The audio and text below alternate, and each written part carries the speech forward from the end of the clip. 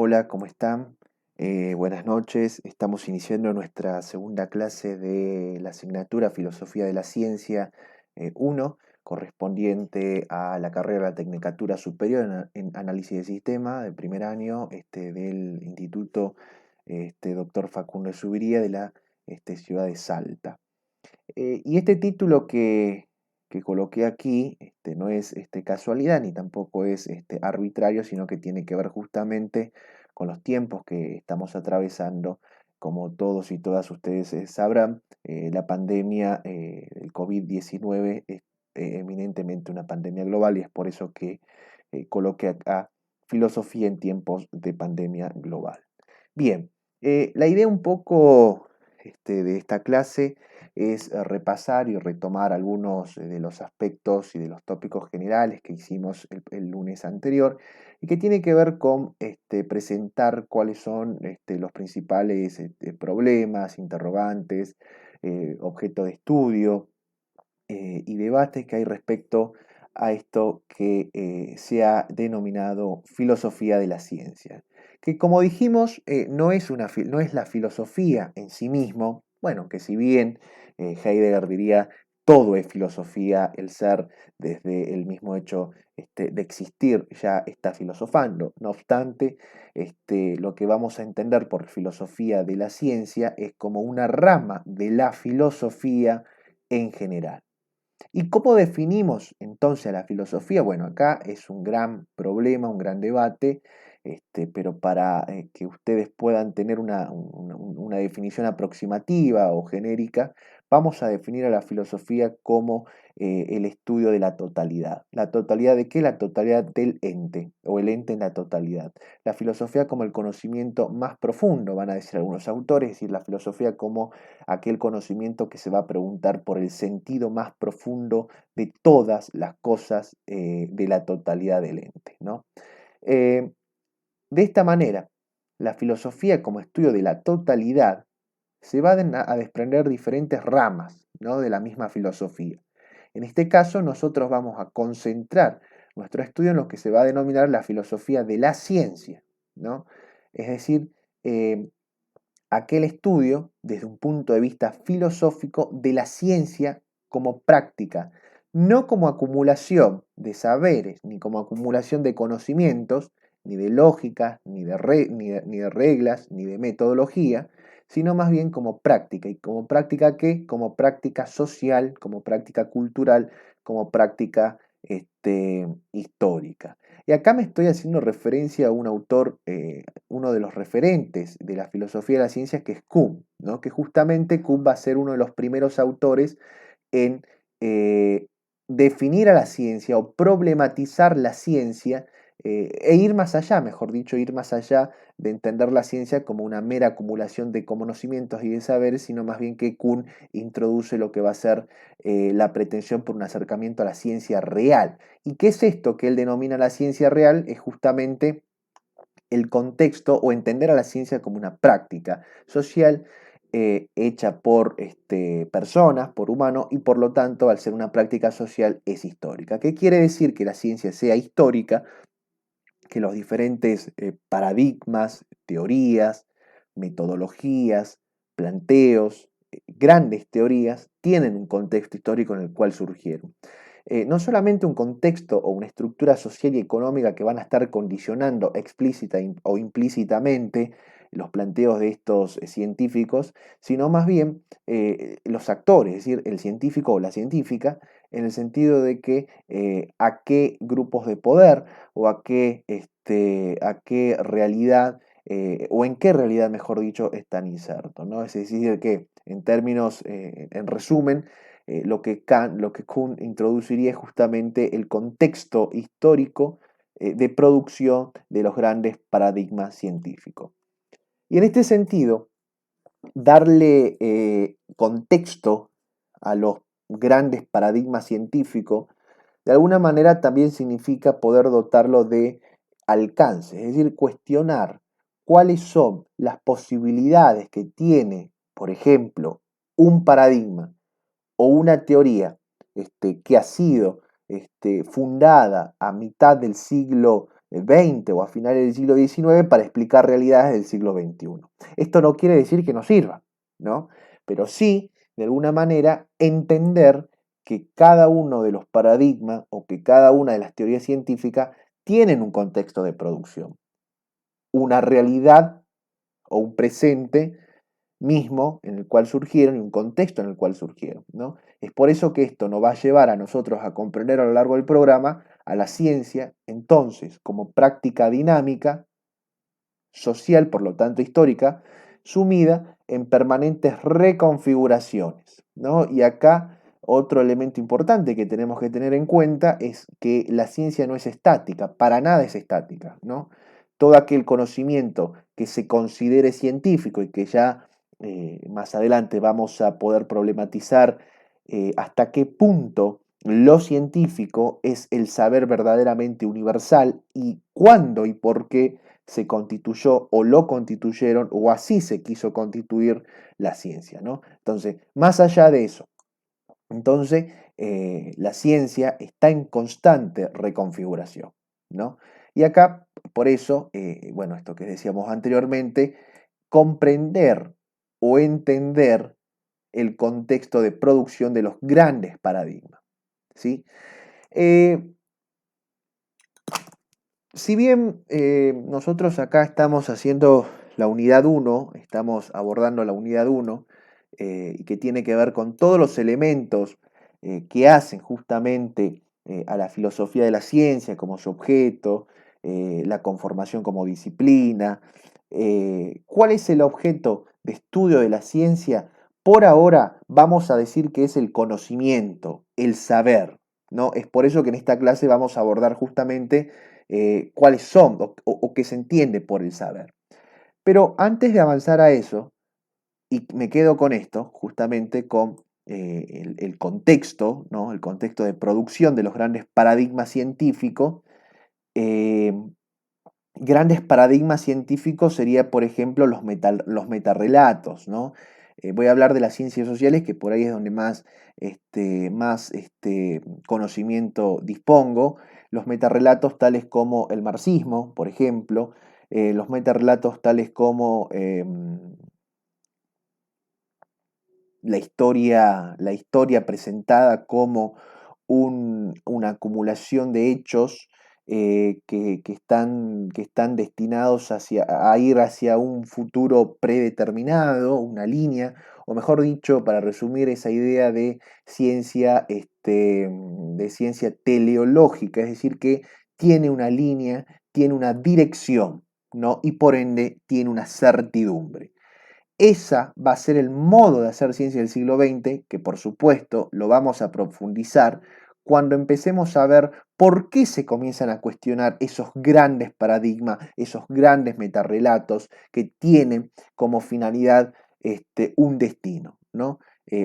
Son conocimientos certeros, es decir, que tienen una linealidad explicativa, ¿bien?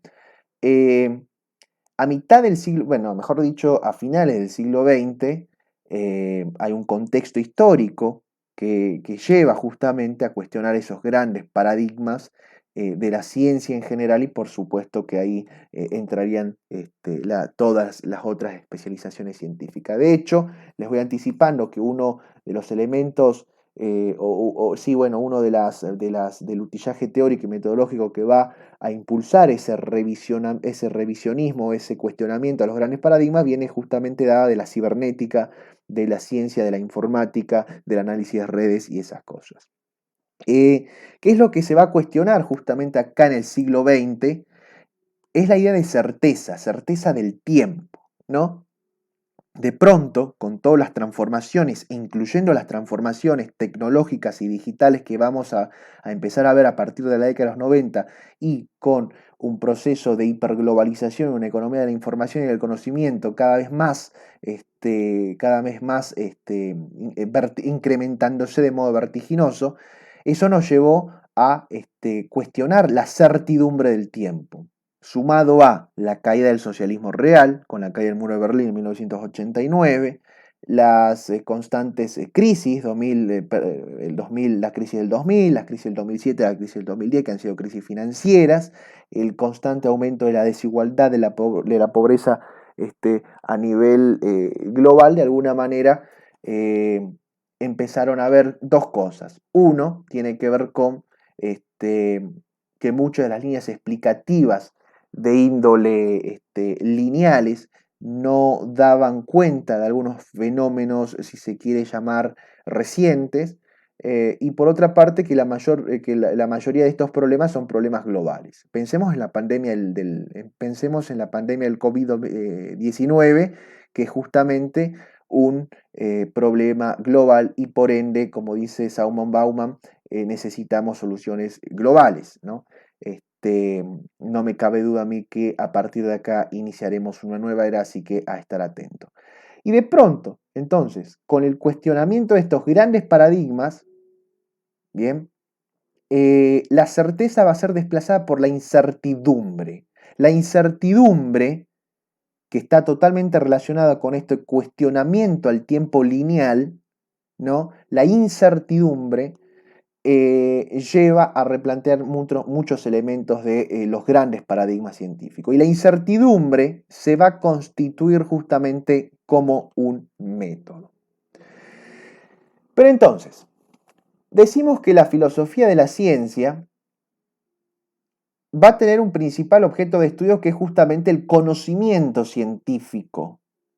Pero para llegar a saber cómo se constituye el conocimiento en científico, tenemos que abordar una larga historia, que como anticipé, empezamos en la antigüedad, ¿no? Pero antes de abordar todo ese análisis históricos de cómo se constituyó el conocimiento científico, que más bien lo vamos a ver en la segunda unidad, primeramente, un elemento de esta primera unidad es comprender el objeto de estudio de la filosofía y la ciencia. Es el conocimiento científico, pero antes de científico aparece la palabra conocimiento. Entonces el conocimiento. Pero acá viene una gran pregunta. ¿Qué es el saber? Sabrán ustedes, esto es un poco redundante, la palabra saber en primer lugar debemos comprender que tiene, eh, tiene un sentido muy amplio. Si nosotros dijimos que la filosofía es el estudio de la totalidad del ente, o del ente en la totalidad, ¿no? El ser humano siempre se preocupó por explicar esa totalidad. Ahora, ese conocimiento, que es la manera en la cual el ser humano va a explicar esa totalidad, se va a dividir o se va a desagregar en diferentes saberes, ¿no? En términos muy generales, nosotros podemos decir que el saber equivale a toda forma de conocimiento y se opone, por supuesto, a la ignorancia. Ya sabemos entonces que hay diferentes tipos de saber, pero fundamentalmente estos se clasifican en dos, a grosso modo, muy a grosso modo. El saber vulgar, o también se lo conoce como el saber ingenuo, y el saber crítico. ¿Qué le va a interesar a la filosofía? Bueno, a la filosofía en teoría le va a interesar ambos, pero donde va a enfatizar para explicar los aspectos más profundos del ente en la totalidad es el saber crítico. ¿Qué les va a interesar a ustedes como profesionales de la informática?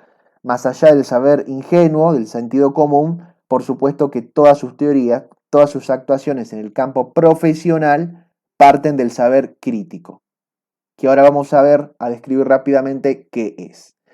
Primero tenemos que entender qué es el saber vulgar o ingenuo. Primero, decir que es un saber espontáneo, ¿no?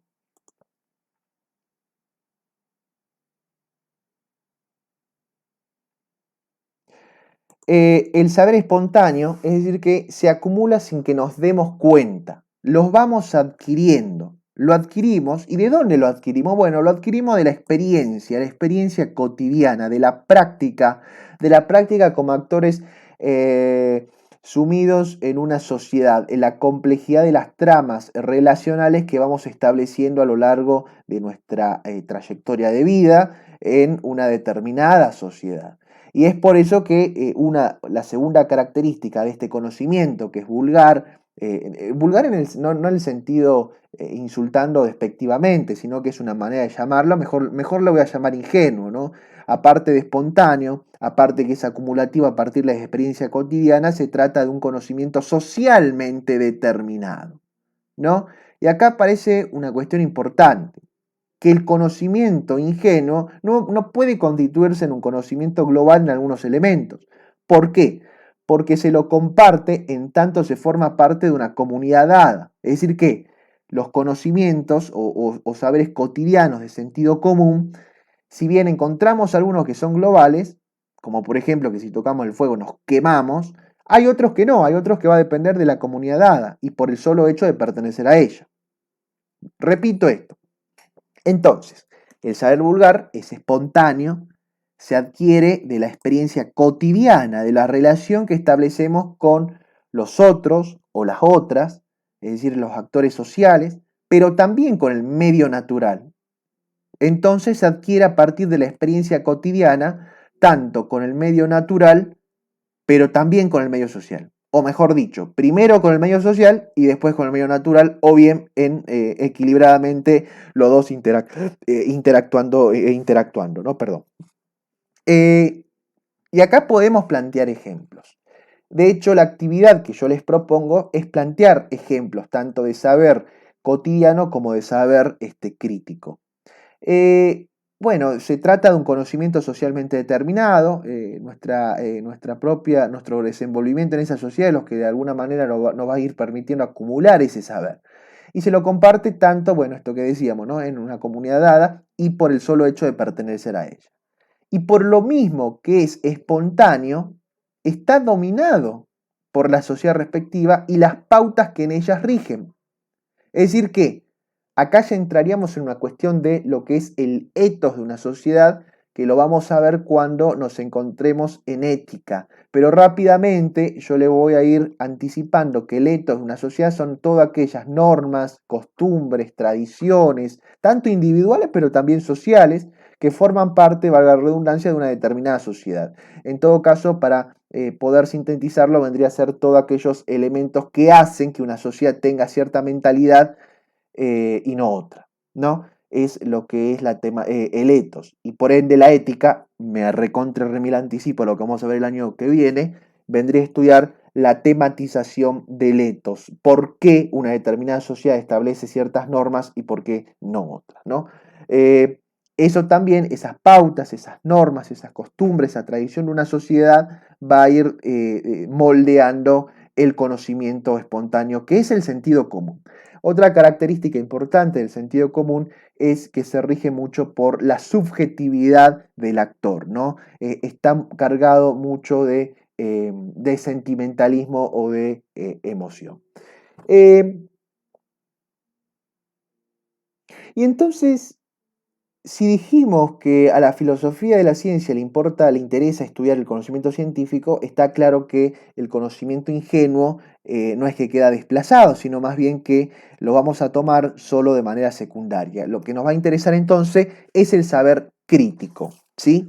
Y el saber crítico, primeramente comprender que el saber crítico tiene como etimológicamente, ¿qué significa etimología? El origen de las palabras viene del griego krinein, ¿no? Que significa discernir, separar, distinguir o crítica. Significaba el examen o análisis de algo, ¿bien? Mientras que el saber vulgar o ingenuo es justamente, es ingenuo, es espontáneo, en el saber crítico lo que domina es el esfuerzo. Y atención con esto. ¿Qué significa esfuerzo? Colocarse o tomar la actitud, tener la actitud justamente de ir más allá del sentido común. Vuelvo.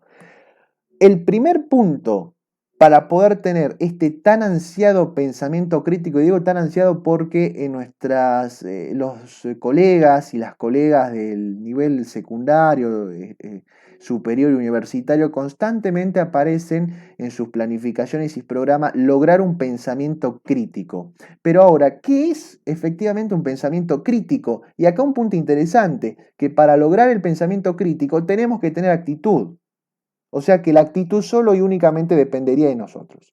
Actitud para poder cuestionar, para poder dudar y por ende para poder sacar nuestras propias conclusiones de los aspectos, ¿por qué no cotidianos? De hecho, la filosofía en general, parte de preguntarse hasta lo más mínimo detalle de lo que consideramos ingenuo o cotidiano. Tenemos que tener entonces la actitud para poder colocarnos en eso. Y la actitud para poder tomar el esfuerzo, sobre todo, de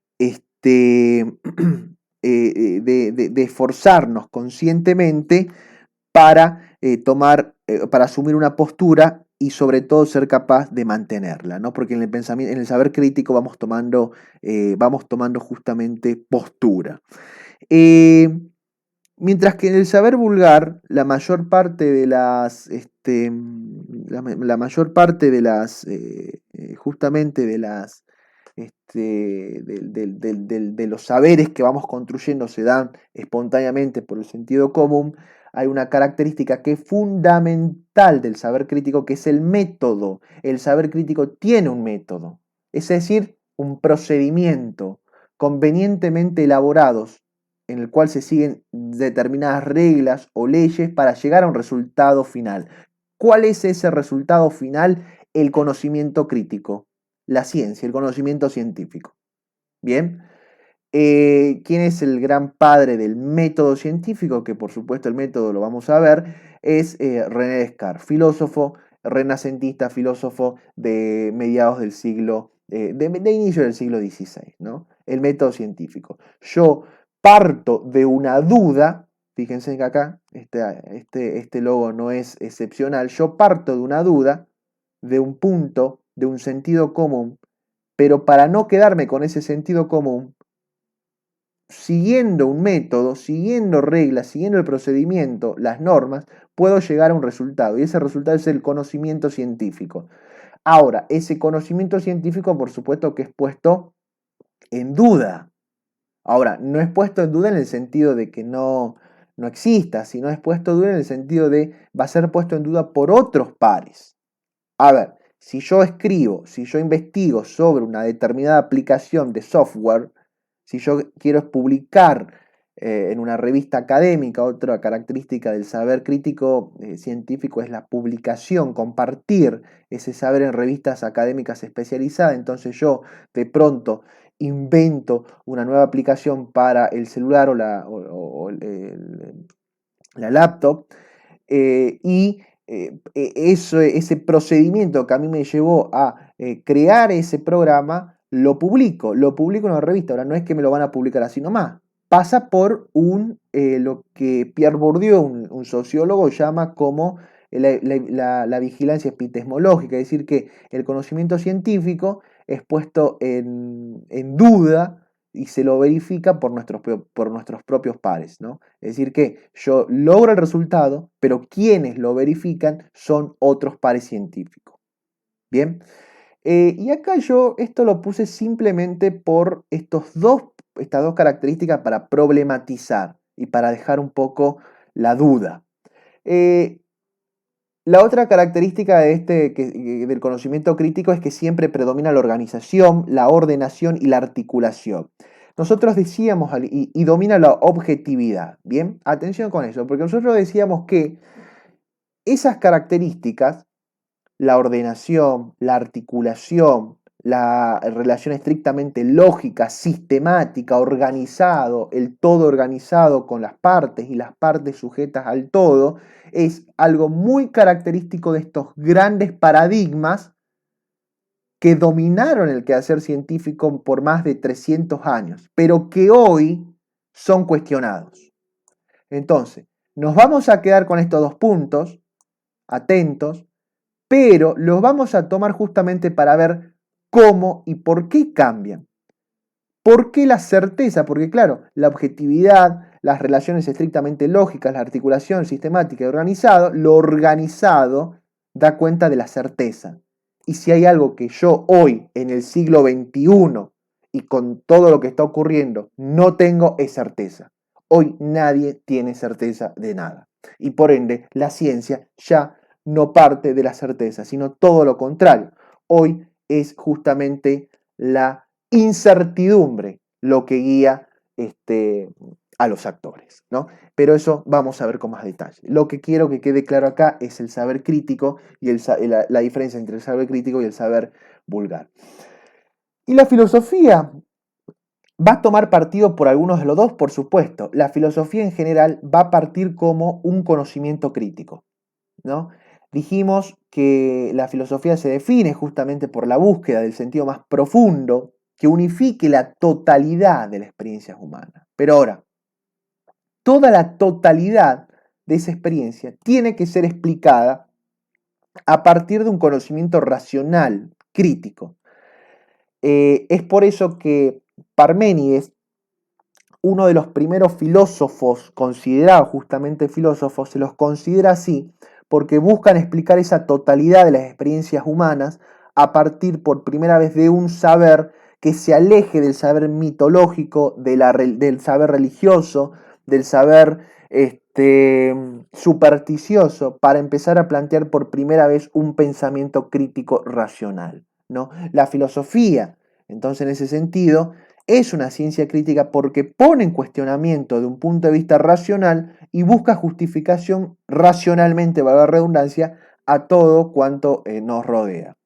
Entonces, la idea de esta clase, de esta pequeña clase, es que ustedes puedan tener material eh, para discernir qué es el saber crítico, el saber vulgar o ingenuo, porque justamente, y acá se relaciona con la unidad 1 que estamos abordando, la filosofía de la ciencia estudia el conocimiento. Ahora, no todos los conocimientos, sino justamente vamos a enfocarnos en este saber, que es el saber crítico. Ahora yo los invito y las invito a ver el documental que voy a dejar a continuación colgado en la plataforma y a responder el siguiente cuestionario utilizando el formulario de Google. Así también ustedes ya van a tener disponible en la plataforma la bibliografía. Vamos a trabajar estos temas con el capítulo 3 titulado La filosofía como crítica universal y saberes sin supuestos, donde se detalla estos tipos de saber y el cual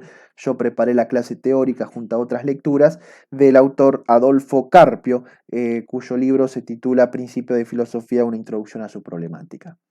Yo me quedo en línea y voy a estar atento a las preguntas que vayan surgiendo a medida que ven el documental y que escuchan la clase. Cuando se entrega la actividad, vamos a poner como plazo hasta el próximo miércoles, eh, hasta el próximo miércoles 8 del corriente mes de abril. Bueno, que estén muy bien, cuídense mucho, a prestar mucha atención a esta coyuntura histórica que estamos atravesando y no me cabe duda que vamos a iniciar una nueva era. Ahora, esa era que vamos a atravesar, hay que preguntarnos si la incertidumbre va a seguir rigiendo como relaciones de los actores sociales o bien de a poco podemos avanzar hacia una era de la certeza. O mejor dicho, en algún momento de la historia predominó la certeza.